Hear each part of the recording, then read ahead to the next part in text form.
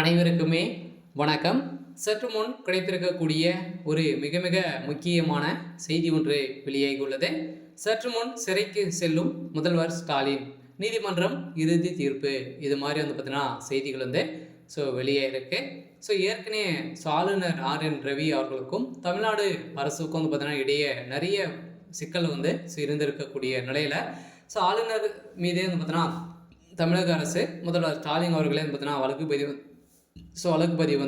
செஞ்சுருந்தாங்க இல்லையா. இந்த வழக்கு பதிவு அடிப்படையில் தான் உச்சநீதிமன்றம் பார்த்தீங்கன்னா அதிரடியாக ஆளுநருக்கு எதிராக எழுப்பக்கூடிய 12 கேள்விகளுக்கு பார்த்தீங்கன்னா உச்சநீதிமன்றம் அதிரடியாக இவர் பதில் அளித்தே ஆக வேண்டும் அப்படின்ற மாதிரி தீர்ப்பு வழங்கியிருக்கக்கூடிய நிலையை தான் இப்போ அதிரடியாக இந்த வழக்கில் தான் முதல்வர் ஸ்டாலின் அவர்கள் பார்த்தீங்கன்னா சிறைக்கு செல்லறதுக்கான அனைத்து ஏற்பாடுகளும் நடந்துட்டு இருக்கு. பார்த்தீங்கன்னா ஆளுநர் செய்த சம்பவம் பெரும் பரபரப்பை ஏற்படுத்தியிருக்கு.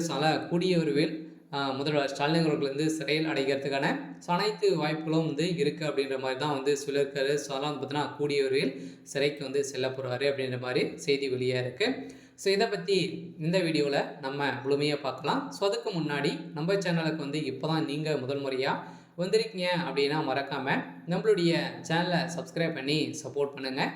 வாங்க வீடியோக்குள்ளே போகலாம். பார்த்தீங்கன்னா ஏற்கனவே RN ரவிக்கு எதிராக தமிழ்நாடு அரசின் வழக்கு ஆளுநர் அதிகாரம் 12 கேள்விகளை எழுப்பியிருக்கக்கூடிய நிலையில் தமிழ்நாடு அரசு ஆளுநர் RN ரவிக்கு எதிராக தொடரப்பட்ட வழக்கு ஆளுநரின் அதிகாரம் தொடர்பாக உச்சநீதிமன்றம் 12 கேள்விகளை எழுப்பி இருக்கிறது.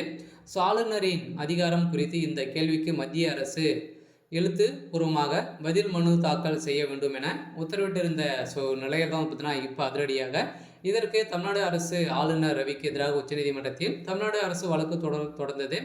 தமிழக சட்டப்பேரவையில் நிறைவேற்றப்படும் மசோதாக்கள் ஒப்புதல் தராமல் கிடைப்பில் போட்டு வைப்பது ஏன் அப்படின்ற மாதிரி தமிழ்நாடு அரசு கேள்வி எழுப்பக்கூடிய நிலையில் துணைவேந்தர்கள் நியமனத்தில் குறுக்கீடு உள்ளிட்டவைகளை முன்வைத்து இந்த வழக்குகள் தொடரப்பட்டன.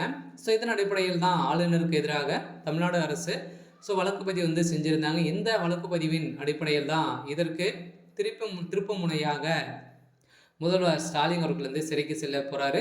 இதற்கெல்லாம் பார்த்தீங்கன்னா பதில் கொடுத்துட்டாரு. இருந்தாலும் ஆளுநர் அவர்கள் பார்த்தீங்கன்னா திமுகவினை சேர்ந்த உதயநிதி ஸ்டாலின் அவர்களாக இருக்கட்டும், ஸ்டாலின் அவர்களாக இருக்கட்டும், திமுக சேர்ந்த அமைச்சராக இருக்கட்டும், அவர்கள் அனைவருமே இவர் பார்த்தீங்கன்னா தரக்குறைவாக கேலி செய்திருக்கக்கூடிய நிலையில் இதற்கு தொடரப்பட்ட வழக்கின் அடிப்படையில் தான் இப்போ அதிரடியாக பார்த்தீங்கன்னா முதல்வர் ஸ்டாலின் அவர்களுக்கு ஒரு மிகப்பெரிய சிக்கலாக தான் விழுந்திருக்கு.